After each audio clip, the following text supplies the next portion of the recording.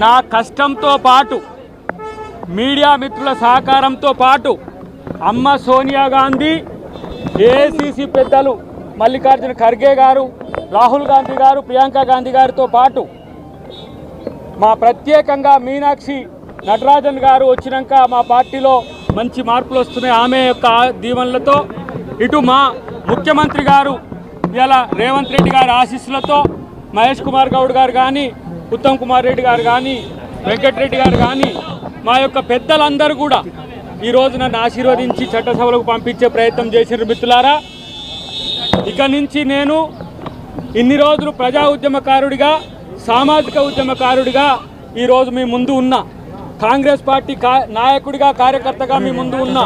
కానీ ఇప్పటి నుంచి ప్రభుత్వంలో ఉండే, అధికారంలో ఉండే ఒక అధికారిగా మీ ముందుకు వచ్చినప్పటికి కూడా నేను సేవకుడిగానే ఉంటానని చెప్పి ప్రభుత్వానికి ప్రజలకు మధ్యన వారధిగా ఉంటే ప్రయత్నం చేస్తా అని చెప్పి తెలియజేస్తూ ఒక ప్రత్యేక ప్రకటన నేను ఈరోజు మీ ముందుకు చేయడానికి ఇక్కడికి వచ్చిన నేను.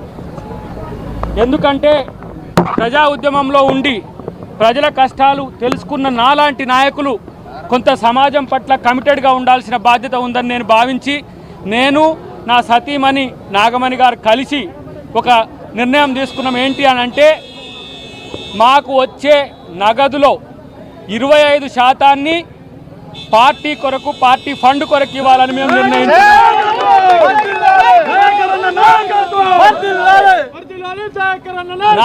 నా జీవితంలో ఆర్థికంగా నా చేతికి ఎంత వచ్చినా 25% పార్టీకి ఇవ్వాలనే నిర్ణయం ఒకటైతే, భవిష్యత్తులో కొన్ని ఆర్థిక స్థితిగతులు నాలో మార్పు వచ్చిన తర్వాత ఒక 25% భవిష్యత్తులో ఉద్యమకారులకు, అమరవీరుల కుటుంబాలకు, తెలంగాణ సమాజానికి వెచ్చించే ఒక ప్రయత్నం అతి త్వరలో చేస్తా అని చెప్పి తెలియజేస్తున్నా. ఎందుకంటే ఈరోజు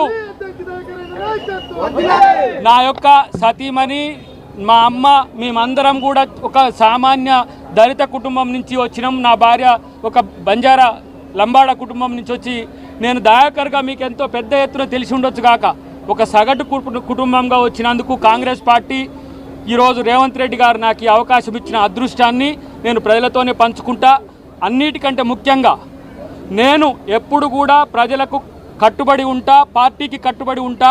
పార్టీ యొక్క నిర్ణయం ఏ విధంగా ఉన్నా కూడా దానికి గతంలో కూడా కట్టుబడి ఉన్నా అని చెప్పి తెలియజేస్తూ, తెలంగాణలో ఈరోజు ప్రభుత్వం చేస్తున్న అభివృద్ధి కార్యక్రమాలను ప్రజలకు చేరవేయడంతో పాటు ఈరోజు ప్రభుత్వానికి మేము దన్నుగా, ప్రభుత్వానికి భరోసాగా ప్రభుత్వం యొక్క పథకాలను మేము తీసుకుపోయే విధంగా చేయాల్సిన బాధ్యత ఉంది. గతంలో నాకు ఎమ్మెల్యే టికెట్ రానప్పుడు బాధపడ్డ మీరందరూ కూడా ఈరోజు నా పార్టీ ఏం చేసిందో ఒకసారి గమనించండి. ఎమ్మెల్యేల ఎమ్మెల్సీగా నాకు ఈరోజు అవకాశం ఇచ్చిందంటే నన్ను ఎప్పుడు కూడా పార్టీ తక్కువగా చూడలేదు. మొట్టమొదటి సోనియా గాంధీ గారు మొట్టమొదటి సీట్ ఇచ్చిండ్రు, తర్వాత రాహుల్ గాంధీ గారు నా సీటు 2018లో ఇచ్చిండ్రు. ఇప్పుడు ఈరోజు మొత్తం యావత్ ఏఐసిసి, టీపీసీసీ కలిసి నాకు ఈ అవకాశం ఇచ్చిన అదృష్టం నాకే వచ్చింది. కాబట్టి ప్రజలందరూ కూడా ఈరోజు సంతోషంగా ఉన్నారు. వాళ్ళ ఇంట్లో అందరికీ ఏదో పదవి వచ్చినట్టుగా ఉన్నారు. కాబట్టి ఈ నమ్మకాన్ని వమ్ముకు చేసుకోకుండా, నేను మారకుండా పార్టీకి దన్నుగా ఉంటా అని చెప్పి విజ్ఞప్తి చేస్తూ, చివరిగా ఒక్క అంశం, రాజకీయాలు, పార్టీలు, పదవులు ఒక ఎత్తు అయితే ఏ తెలంగాణ కోసం తెగించి కొట్లాడినమో అమ్మ సోనియా గాంధీ ఆ తెలంగాణను ఇచ్చింది. ఆమె రుణం తీర్చుకోవడానికే నేను 10 సంవత్సరాల పాటు కాంగ్రెస్ పార్టీలో ఉన్నా. ఎలాంటి పరిస్థితుల్లోనైనా కాంగ్రెస్ పార్టీతో ఉండాలనే దీక్షతో ఉన్నా. పార్టీ నన్ను ఇట్లా గౌరవించినందుకు భవిష్యత్తులో జీవితాంతం కాంగ్రెస్ పార్టీతోనే ఉండడానికి, కాంగ్రెస్ పార్టీని మరింత ఇప్పుడు రేవంత్ రెడ్డి గారిని రాష్ట్రంలో ముఖ్యమంత్రిని చేసినాం. రేపు మా లక్ష్యం రాహుల్ గాంధీని ప్రధానమంత్రి చేయడమే అనే విషయాన్ని గుర్తుపెట్టుకోవాలి.